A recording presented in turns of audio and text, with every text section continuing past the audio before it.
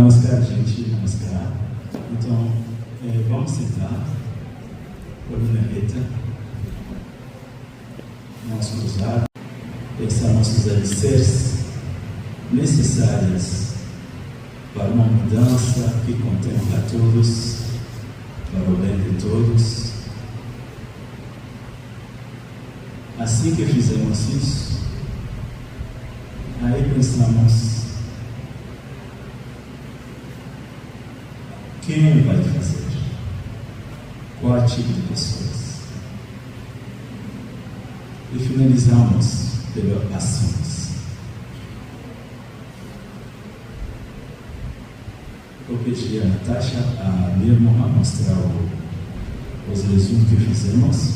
Mantemos os olhos fechados. Visualiza isso. E quando abre os olhos, tenta lembrar onde paramos. Hoje, a palestra é para finalizar esse trabalho. Um fim que só vai ser o início. Respira calmamente e profundamente, conectando-se com a sua essência divina, na profundeza de seu coração. Entra neste oceano de paz, de luz, de felicidade. E sinta-se um viajante cósmico que chegou na Terra para ajudar este planeta a fazer uma belíssima transição planetária. Depois de 3 dias de trabalho juntos, já temos colegas com a mesma visão, com a mesma inspiração. Então, nunca estamos só. Respira calmamente e pouco a pouco vamos nos acostumar à luz da saia.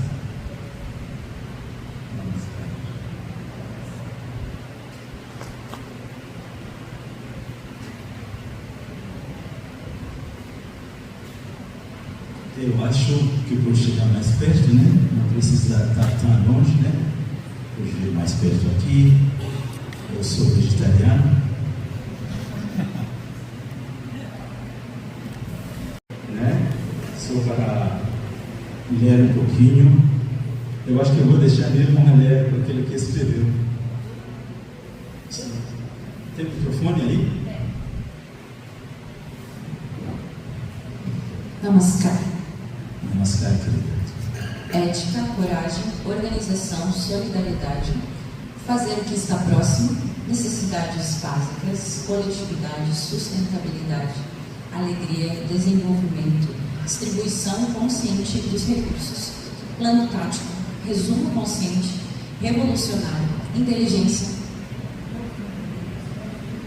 consumo consciente, revolucionário, inteligência emocional, educação, comunicação, cooperativismo, modernização, trabalho social, organizar os éticos, desenvolvimento espiritual, atuar na comunidade, inspirar pessoas, levantar habilidades, estrutura interna, capacitação, bem-estar coletivo, ouvir éticos espiritualistas, alimentação orgânica, meditação, trabalho interno, revolução trabalhista, educação humanista, arte. Muito obrigado. Então, gente, vamos chegar bem perto mesmo, gente. Não vamos ficar nas paredes, não. Vem, por favor, mais perto. Sim, vem mais perto. Sabe por quê? Vamos nova civilização. Então, pode passar o microfone? Aí você levanta aqui no lado, por favor.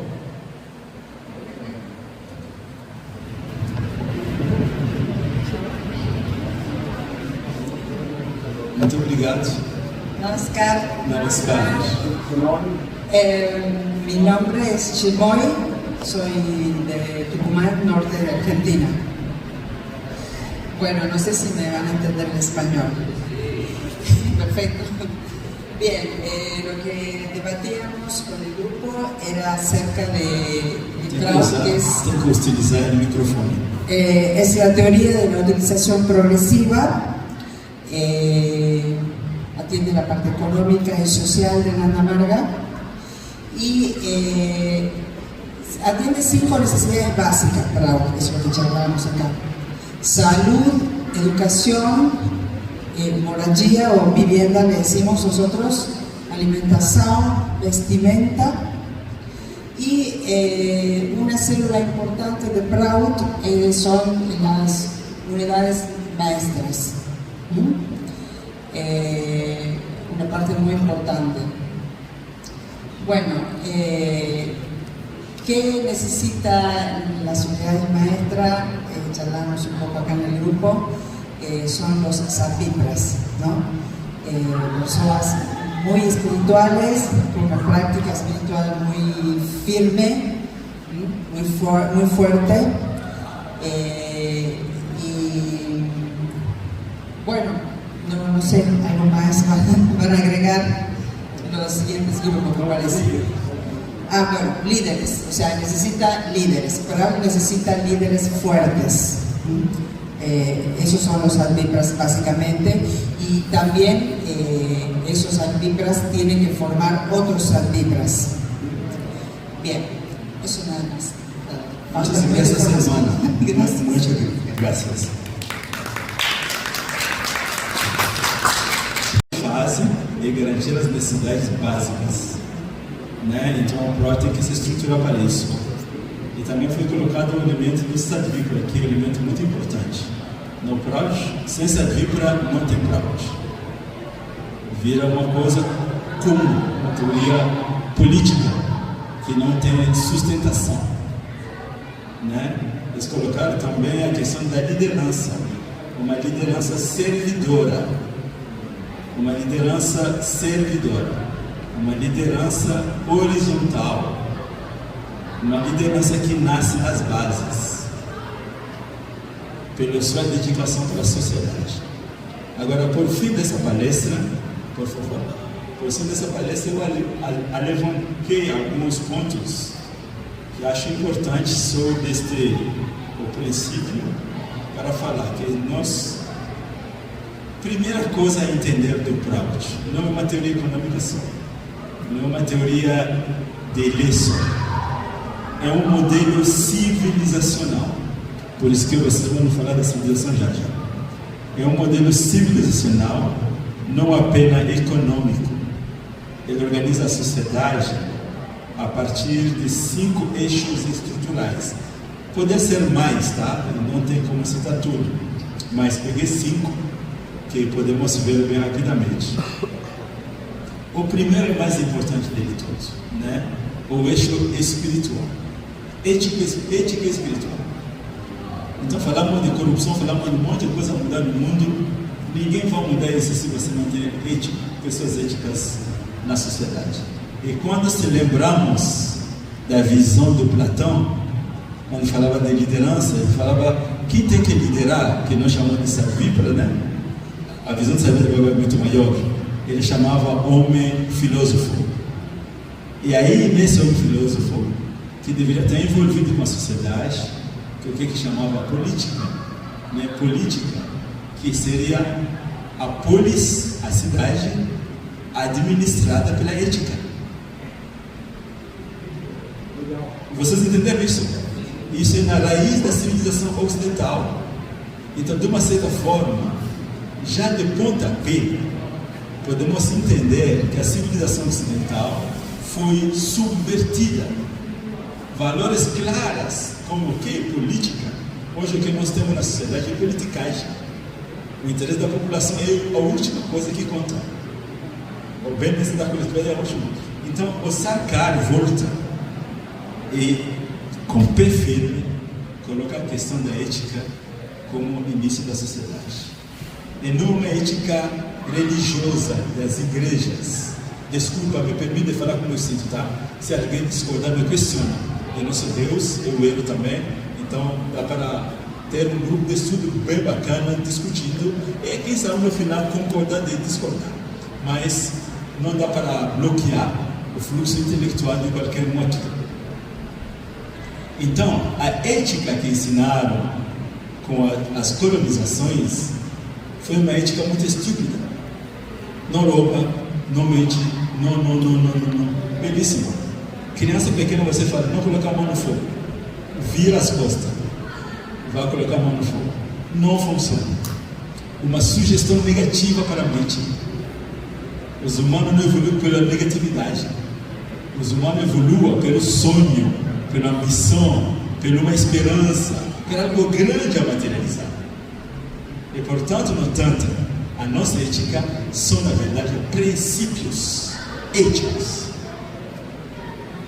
Não é uma citação de alguns pontos como ética. Princípios que você, cada vez antes de agir, vai ter que pensar bastante. Ontem não é hoje, amanhã não é hoje. Então, é dinâmico. Vai depender do lugar, pessoa, tempo e tudo. Bom, não posso ficar nessa fala de dedicação porque temos a fazer.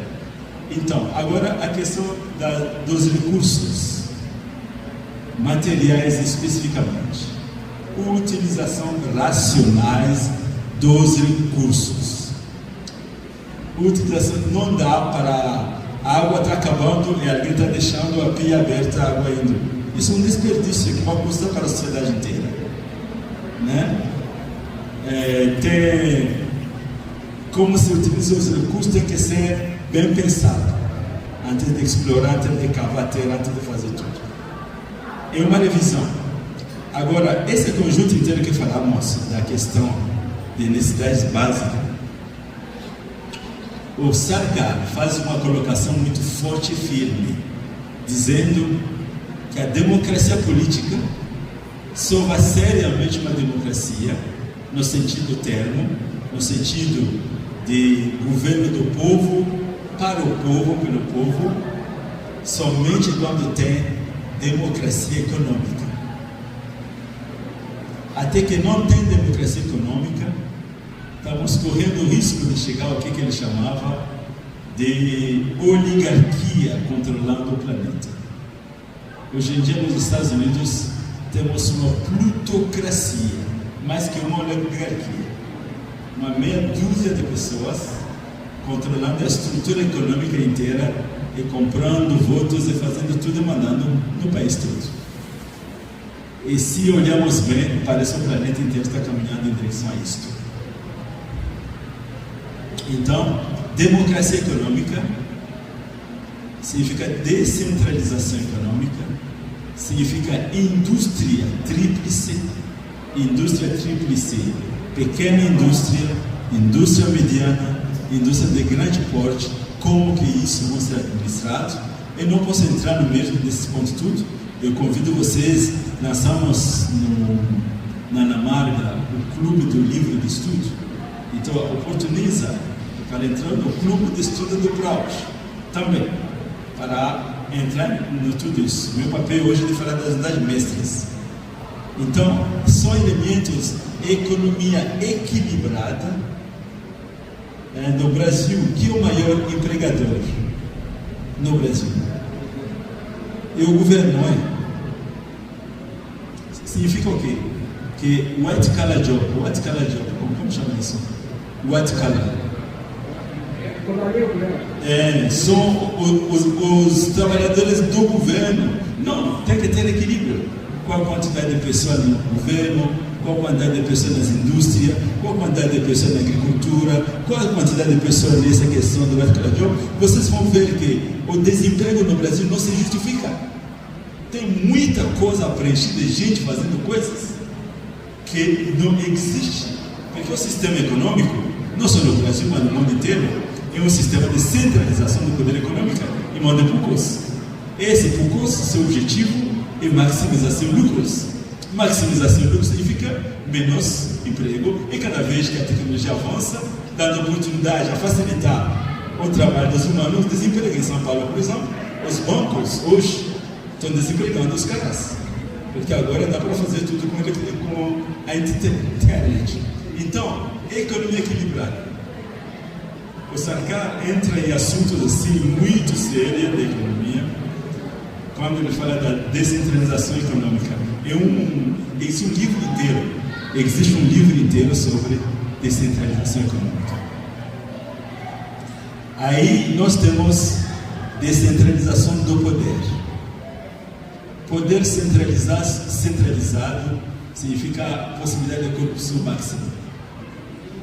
Então, o Proud sugere um governo forte, mas nessa descentralização do poder significa não tem como o Brasil administrar via mão, não tem como ele administrar aquela região do interior da Bahia, aquela região do interior do Pará, do Rio Grande do Norte, não tem chance. Então tem que organizar a estrutura como é feito no Brasil, estados, governadores, várias prefeituras, mas isso tem que ser junto com a estrutura econômica, a nossa política, e com o envolvimento da população. A melhor fiscalização dos trabalhos econômicos e pelo próprio povo beneficiário, que tem que ser protagonista da sua história, como falamos. Senão, teremos paternalismo. E quando tem paternalismo, muita gente não vai estar fazendo nada, e os outros, simplesmente, os mais espertos, vão estar aproveitando de tudo. Então, o Baba trouxe uma teoria muito grande, que não está aqui, que é chamado movimento de Samaj. Samaj são um movimento, organização social, econômica de base, como organizar a população a garantir seu bem. E, finalmente, além da descentralização do poder, significa vários níveis de tomada de decisão até chegar no topo, né? Aí vem o desenvolvimento integrado do ser humano, tá? Desenvolvimento integrado do ser humano significa a sociedade deve garantir condições material, educacionais, culturais e espirituais para todos. O prático basicamente vai lidar com tudo isso. Vocês viram que o prático é muito grande, né? É uma casa, é uma escola inteira, né? Quando você organiza o Proud bem, podemos dar curso do Proud, do infantil até a universidade. E o Proud, quando entramos na questão cultura, política, mais coisas vão chegar que o planeta não tem. Por exemplo, o sistema de governança, né? O Montesquieu, eu acho que Montesquieu que trouxe essa visão de 3 poderes, né? 3 poderes, o legislativo, o executivo e o judiciário. Está ótimo, está funcionando, mas hoje em dia estão se corrompendo. O Baba está propondo um 4, poder da fiscalização, que tem que ser independente de tudo isso aí. Na minha cabeça eu pensei, Baba está sugerindo fiscalização. Os fiscais às vezes se corrompem se o comerciante está pagando, coisa assim. Aí pensei, não, os fiscais têm que ser formados como se fosse agente de segurança, de investigação, entendeu? Ele tem que ter bom salário para não aceitar ser corrompido. E no caso que é corrompido, tem que pagar muito caro se é preso. Então tem que ter esse time para não deixar ele se corromper. Nirmon, tem um cidadão que está levantando a mão ali.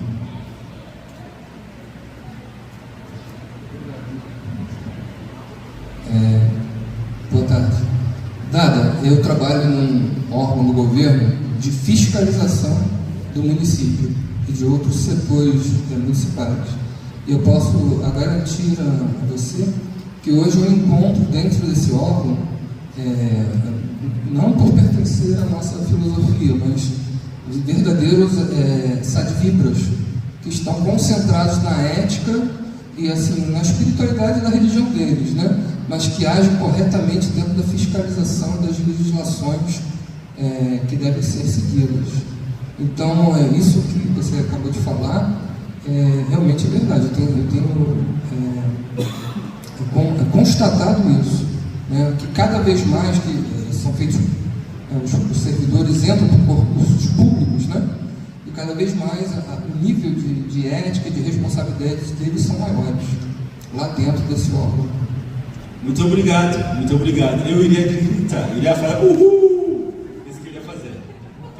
é incrível isso, escutar isso. É incrível isso. A cultura bem popular, assim, quando fala do brasileiro, o povo fala assim, de uma rasteira, assim, uma conversa bem estúpida, assim. O brasileiro é corrupto. O brasileiro não tem ética. Não é verdade isso. Isso aí é uma construção de manipulação da psique coletivo. Tem brasileiros e muitos brasileiros honestos. Tudo que é preciso, na verdade, é que a população tem que acompanhar. E a população dorme. Aí esses aí que tentam fazer são sozinhos aí no escritório. Então o que nós temos que fazer é ver isso, entender isso.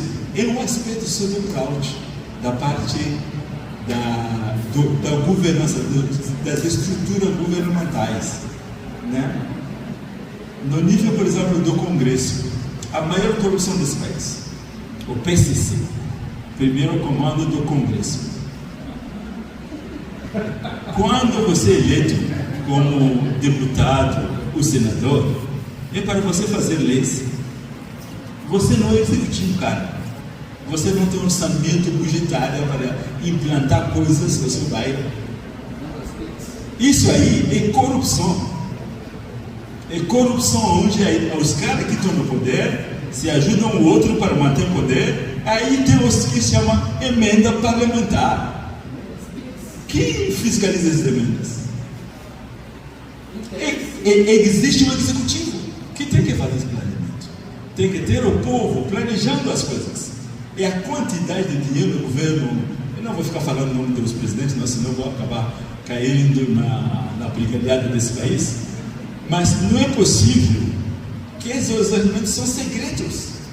Não é aberto à população.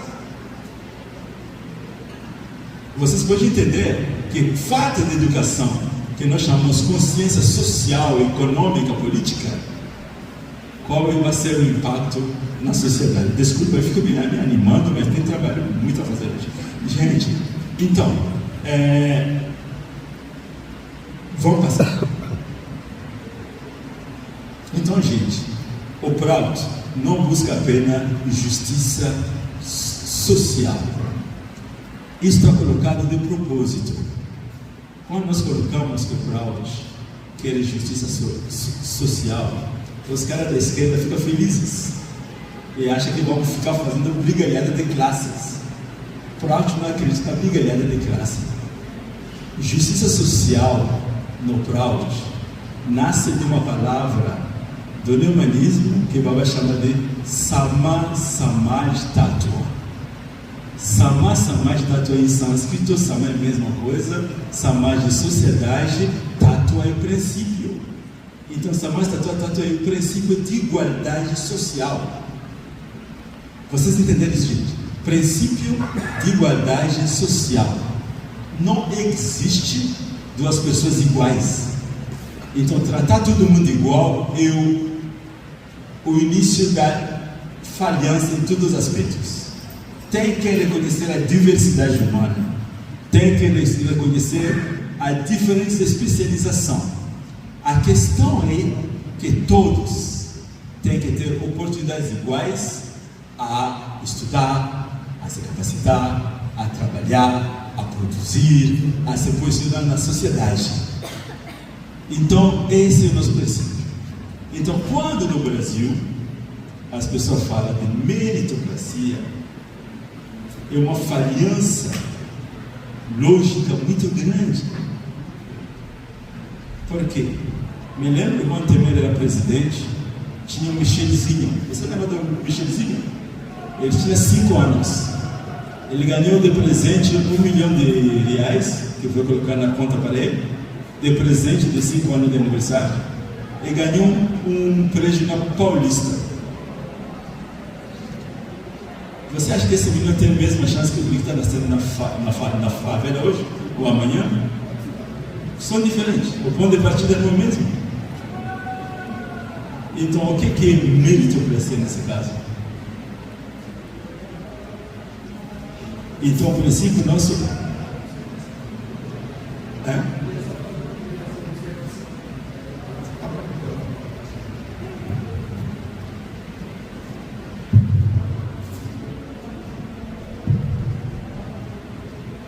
Boa tarde. Eu tenho refletido muito nos últimos 2 anos sobre a visão que os povos indígenas nos trazem, que questiona esse antropocentrismo, né? Sempre partindo do servir ao ser humano.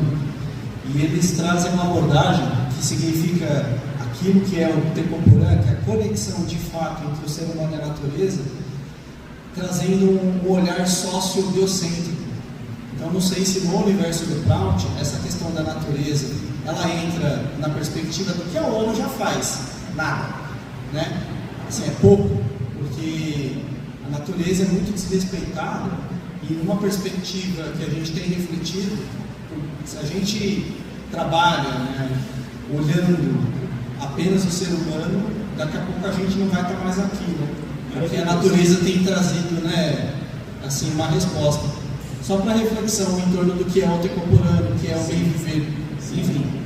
Está ótimo. Essa colocação está bem-vinda, porque o projeto contempla isso total. Quando falamos da questão da utilização racional dos recursos, significa respeito harmônico do meio ambiente, considerando a sustentabilidade de hoje e de amanhã. E no neohumanismo, quando vamos falar do neohumanismo, já o Ciro vai entrar, temos muito a visão do ecossistema, ecologia. E batemos muito forte nesse campo do humanismo, do neohumanismo.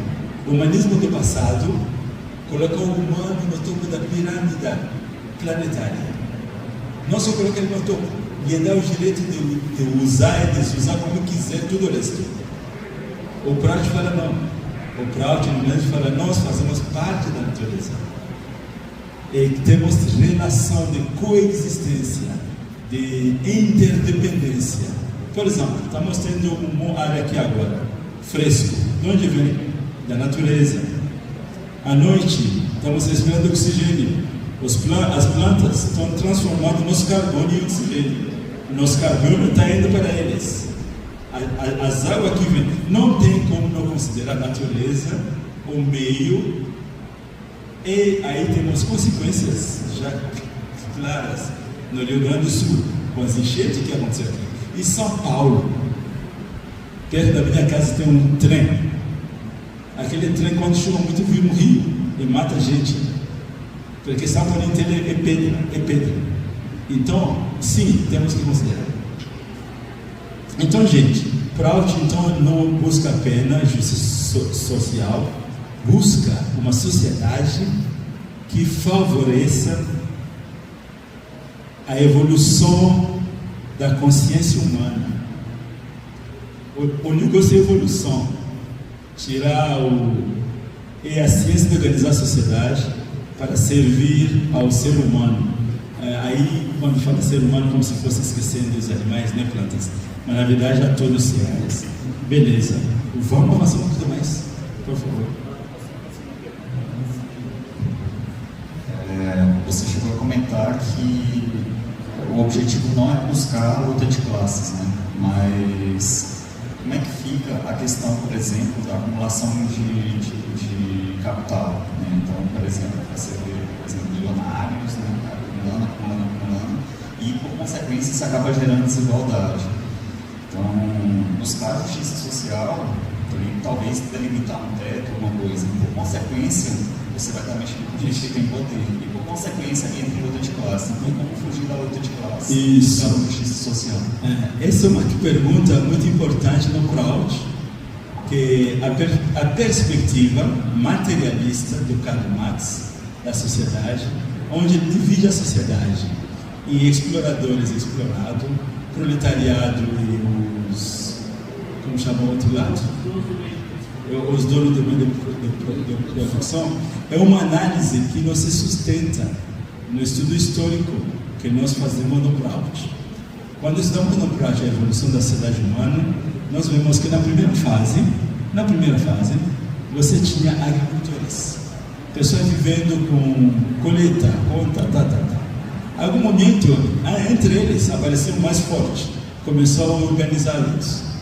Aí os militares apareceram, os guerreiros, que chamam de cátilas, tipo gente que tem honra, dignidade. E esses reis, né, criaram reinatos, criaram domínios, e começaram a se impor acima de um grupo. Mas devido ao choque entre eles, nas guerras, eles precisavam de conselheiros. Aí os conselheiros são os caras intelectuais que usavam a cabeça, faziam estratégias de guerra, né, de luta.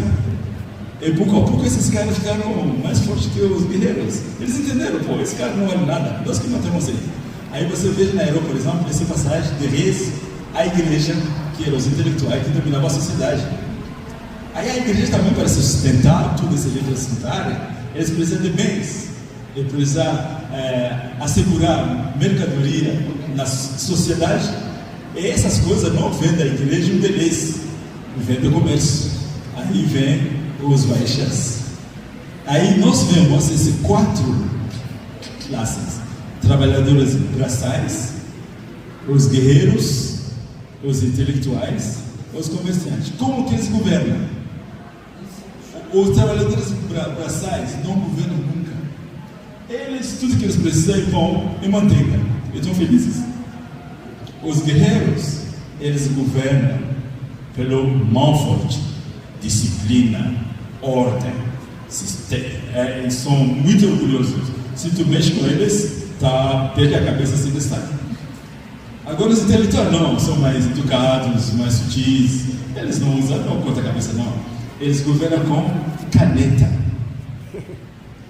Com a caneta eles fazem leis e sistemas. Aí vocês vão ver, quando você estuda o sistema mundial inteiro, os acordos de comércio, os acordos de relações internacionais, são todas leis internacionais, mas a desfavor dos países em desenvolvimento, e favorecendo os outros países. Então, se ficar nessa luta de classe, nunca vamos chegar nessa coisa aí.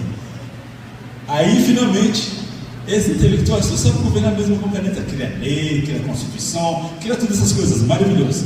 Mas, quem sustenta o povo, quem coloca o arroz e feijão na casa? Esse a gente aprenderam, que eles podem controlar o rei, controlando a circulação dos bens, controlando a circulação do dinheiro, controlando a produção. Esse assumiram o poder. Eles, como é que eles controlam? Uma característica muito especial deles: nunca eles entram no poder sozinhos. Ele não ocupa a cadeira de chefe. Eles usam o rei, o intelectual, eles usam o militar, quem quiser, mas por trás ele manda. Essa era dentro da qual nós estamos.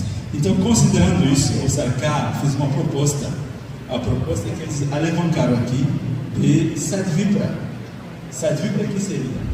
Sadvipra seria um cidadão bem treinado, ou treinada, a ser um bom trabalhador, a ser um excelente intelectual, militar, comerciante.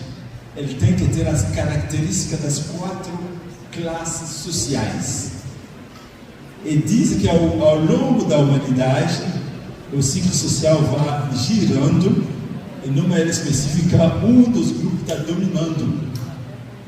E quando ele começa a explorar, os outros fazem revolução, mas sempre passa no outro, para parar, para evitar essa mudança de ciclo que não resolve nada.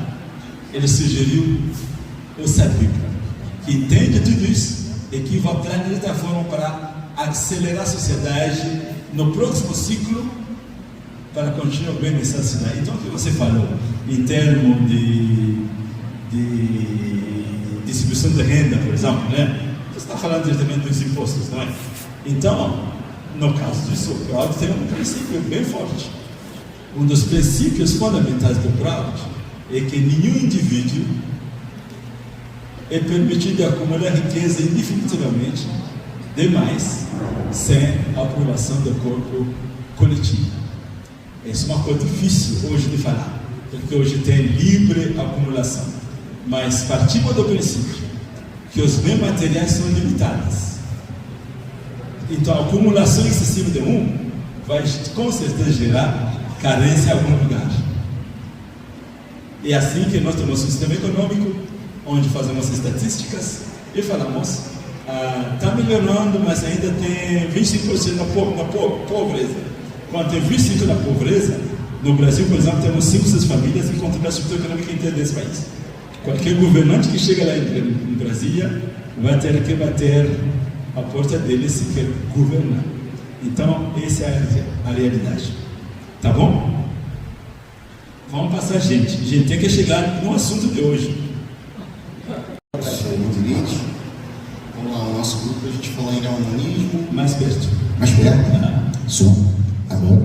Alô? Melhorou? Agora sim.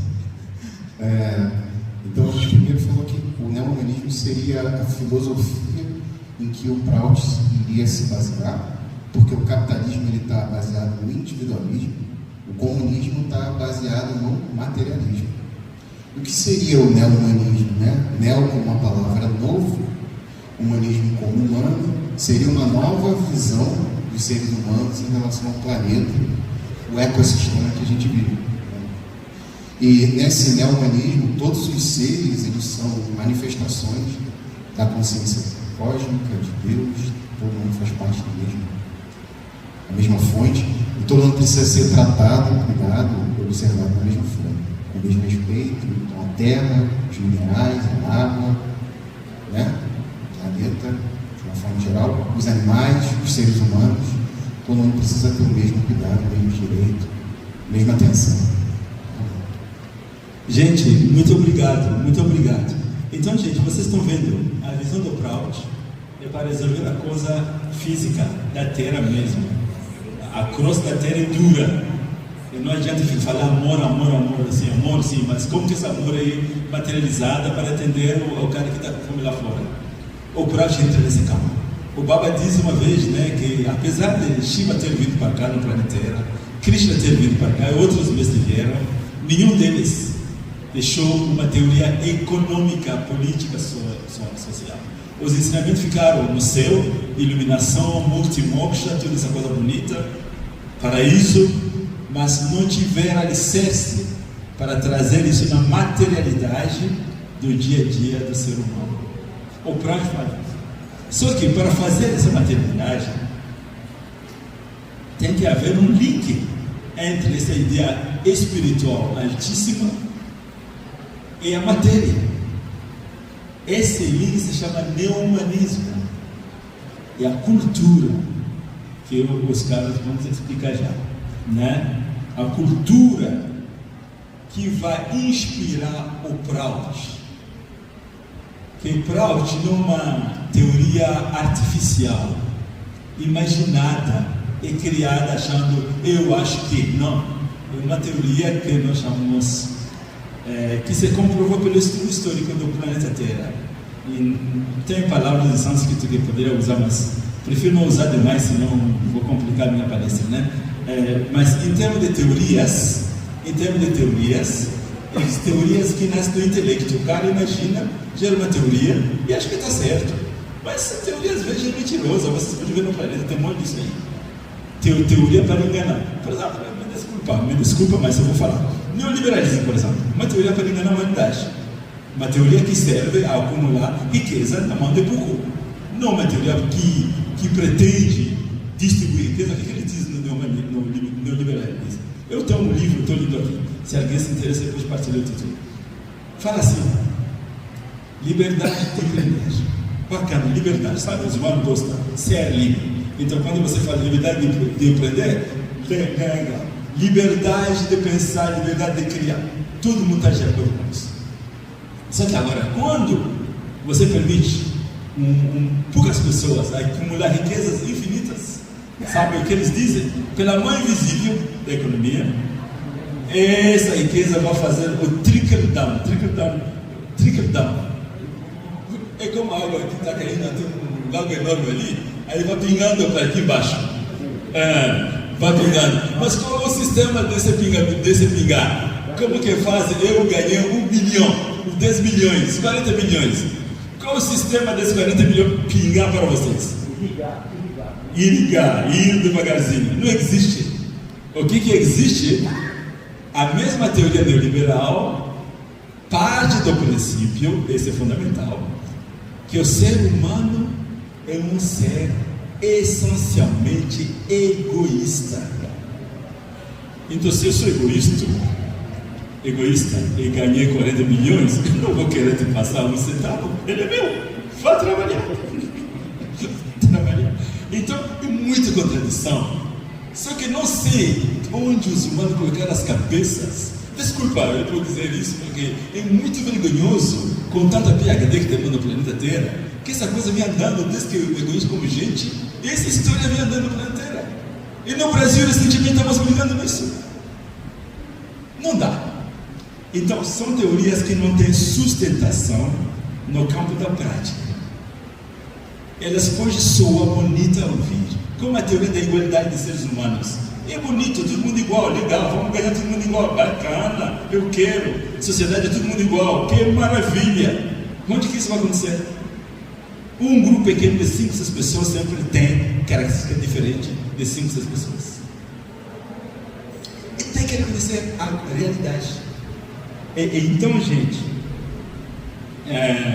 no neohumanismo, né, vem essa visão das ideias, teorias que é baseada na experiência.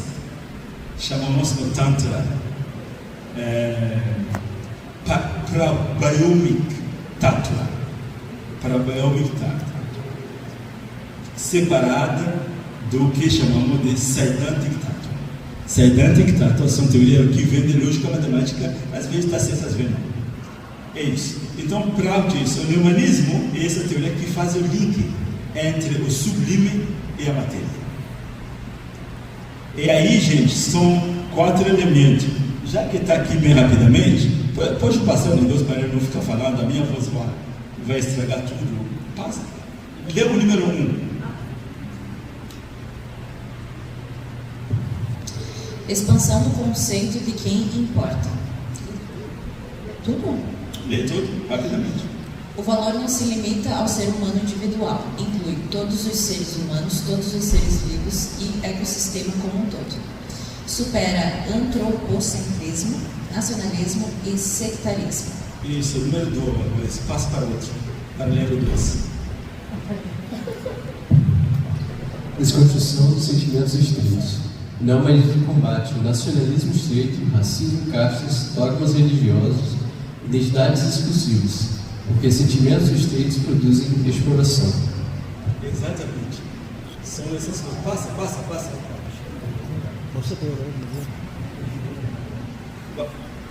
Base espiritual universal. A unidade não é política nem cultural, é existencial. Todos os seres compartilham a mesma origem e caminham para a mesma consciência suprema. A espiritualidade é o eixo, não a crença. Esse é o conhecimento da essência espiritual. E dessa essência que vem o princípio de Samasmata. Somos de todos igual nesse nível espiritual. Somos todos iguais. E por sermos igual, somos um. Então o tratamento de um outro tem que ser com cuidado, com carinho e com respeito. 4. Cultura, ética e educação como instrumentos. Neohumanismo se manifesta por educação libertadora, cultura universalista, ética baseada na empatia expandida, serviço como prática espiritual.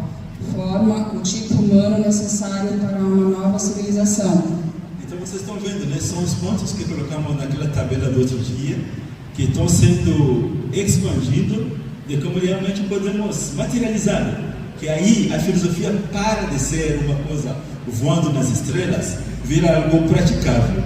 Aí vamos passar, querido.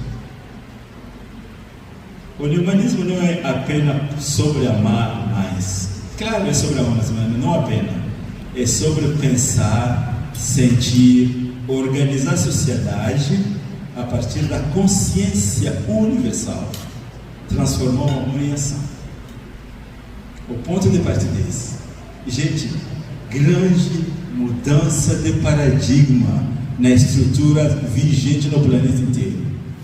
Aqui estamos reconhecendo primeiro a chama divina de cada ser. Isso é uma revolução. E quando falamos de educação, também tem que incluir essa visão, sem ser dogmático. Tá? Então, o neohumanismo é a base ética e cultural da civilização espiritual do futuro. Então, estamos, na verdade, verdadeiramente, num ponto de transição planetária. No Brasil, muita gente fala disso. Transição planetária, nova era. Mas a grande maioria sonha o que pode ser, mas eles não têm os alicerces de como realmente efetivar essa transformação, essa transição. E aí eu posso dizer realmente que Sarkar deu na mão do seu discípulo, de quem quiser, os passos sistemáticos, metódicos, para estabelecer essa nova humanidade, né? E aí terminei essa questão do humanismo. Vocês entenderam também que nesse campo é muito grande essa luta contra os sentimentos, essa questão de empatia expandida. Empatia expandida, eu tenho empatia com minha amiga aqui, ó. Mas não basta só com ela, não tem que ter também com a Miranja, tem que ter também com o fiscal aí, às vezes ele vai me fiscalizar amanhã, mas tem que amar ele também igual, né? Tem que expandir a toda, e também as árvores, as cachorros, a toda a criação. Aí viramos São Francisco, sabe?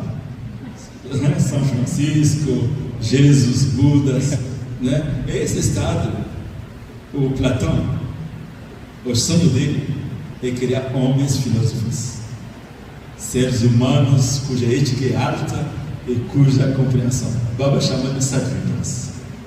Esse é o ideal de ser humano que o mestre quer. É a nossa responsabilidade em nós mesmos nos tornarmos sadvipras.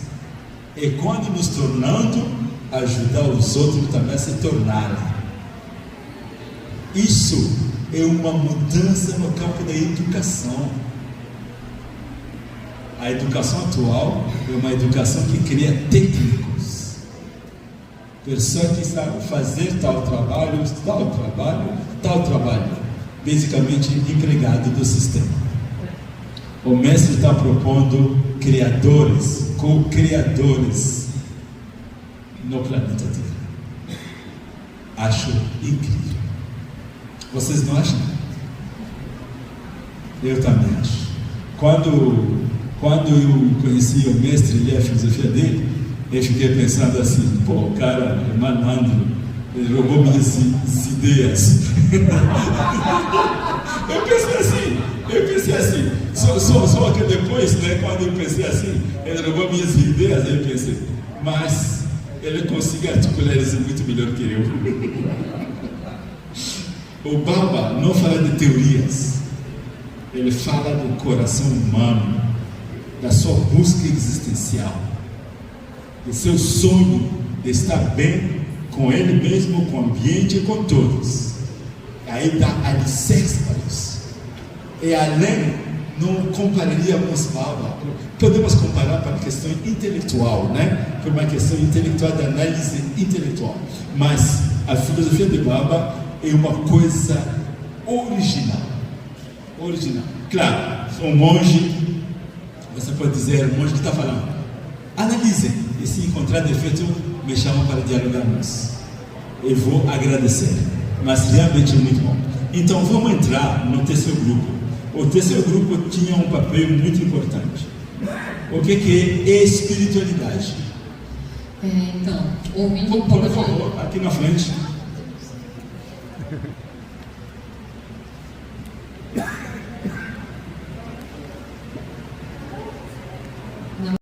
Porque vocês em pouco tempo conseguiram resumir tão bem as coisas, né? Essa questão da espiritualidade, a coisa mais essencial do universo é a espiritualidade. O restante são consequências dela. É a coisa que é mais esquecida. Claro, como já falamos, as religiões existem, né? Está ótimo, tem sentimento espiritual, mas essa visão de uma espiritualidade me movendo em direção ao centro e levando toda a minha coletividade junto, é novidade. Uma espiritualidade em ação, uma espiritualidade ativista, que não deixa ninguém fora do jogo. É importante que cuida que todos sejam contemplados. Então, uma espiritualidade universal. Escutei com uma menina esteve aqui e voltou achando que era uma religião. Ela não teve oportunidade de não dar chance de explicar. Né? Ele se chocou com o que ele achou e condenou e não escutava quem estava tentando explicar. Medo do dogma. Os dogmas geram um medo tão grande que o próprio intelecto fica neutralizado. Né? Então a espiritualidade tem que ser universal. E não dá para você encontrar uma Ana Marga falando que só a Ana Marga é espiritualidade. Isso é loucura. Não existe isso. A espiritualidade é uma coisa só. É a consciência suprema. A associação com a consciência suprema é o processo espiritual. E isso tem várias formas de fazer. Não é o nome que é usado, mas a sua vivência. Quando saímos do corpo, ontem o Dada falou sobre vida, morte e nascimento. Quando nós saímos do corpo, os caras já não vão perguntar: você é católico? Você foi católico, muçulmano, o budista ou ateu? Não vão ver nada disso. Eles vão ver a sua luz. Qual brilho você tem? Qual boa ação você fez? E de acordo com isso, cada um merece o que tem que merecer. Então a espiritualidade universal é a base, só que não é uma espiritualidade guardada nas montanhas, né? A espiritualidade não é crença, nem moralidade isolada, nem fuga do mundo. É um processo científico de expansão da consciência.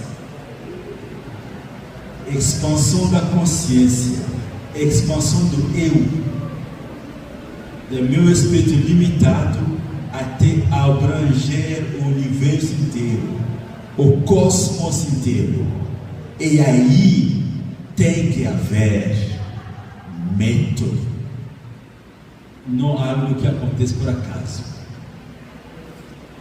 Aí começamos então. A espiritualidade é um movimento da mente finita para o infinito. Ela começa quando o ego limitado deixa de ser o centro. A consciência passa a buscar sua fonte universal. Sem esse movimento interior, não há espiritualidade. Apenas rituais. Erroneamente usamos a palavra ideologia aqui. Porque ideologia para nós tem um significado mais profundo que qualquer ideia. Não vou entrar no mérito disso nesse momento. Então, na sua base ontológica, não religiosa, a espiritualidade não depende de religião, dogma, cultura e identidade. Ele se baseia a uma consciência suprema universal, da qual todos os seres emergem e para a qual todos retornam. É uma lei existencial. Não uma fé. Você pode crer, não tem problema. Mas quando você crê, você pode crer amanhã. Mas quando ele crendo ou não, é assim que é. Não muda. Vão passar. Então, gente, critério de autenticidade. A espiritualidade é real quando produz expansão de empatia, diminuição do ego, serviço desinteressado, universalismo espontâneo. Amor universal é o sintoma, não é o ponto de partida. Muita gente fala: eu não sinto amor por Deus. Não tem problema, começa a fazer. Vai chegar. Você não começa com isso. Tem gente que começa com isso, mas não todo mundo. E portanto, o método prático é científico. A espiritualidade como ciência intuitiva. Não como religião, não como uma fé, mas como um processo de caminhar do limitado ao ilimitado, do finito ao infinito. Aí tem que haver práticas espirituais regulares. Isso se chama sadhana no Tantra. Sadhana é o esforço. E para poder manter esse esforço, tem que ter uma base ética muito, muito forte. Né? Yama e niyama bem organizado. Senão a mente não consegue nem meditar. E você vai meditar quando acabou de matar alguém, você acabou de roubar, vai meditar? Não vai dar. Meditação como tecnologia da mente. É uma ciência. E isso é importante no Brasil. Muita gente entende a importância da espiritualidade. Muita gente fala da meditação, mas eles não entendem que existe uma tecnologia. Da mesma forma que nós somos uma casa, como que ela é, tem alicerces, tem pilares, tem teto, tudo isso, mas para construir uma casa precisamos de uma engenheira. A nossa tia pode me contar mais sobre isso. Quando não tem engenheira, qualquer casa pode virar o túmulo do que vai morar lá dentro. Então a meditação também é uma metodologia científica milenar, que os pesquisadores antigos, vocês devem ter ouvido muita coisa sobre os védicos, civilização védica, tântrica, Shiva, né? E como se espalhou pelo mundo, né? Eu acho que o nosso grupo de estudo da Nana Marga também vamos estar falando dessas coisas. Você entra no grupo de estudo, porque para mim eu acho estudar fundamental, porque ficar andando com emoções e sentimento é interessante, é empolgante, mas nunca garante que você vai chegar no lugar certo.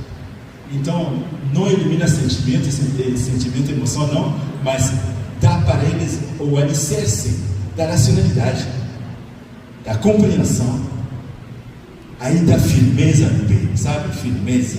Você caminha com segurança como cidadão, né? Por isso que criamos esse grupo de estudo.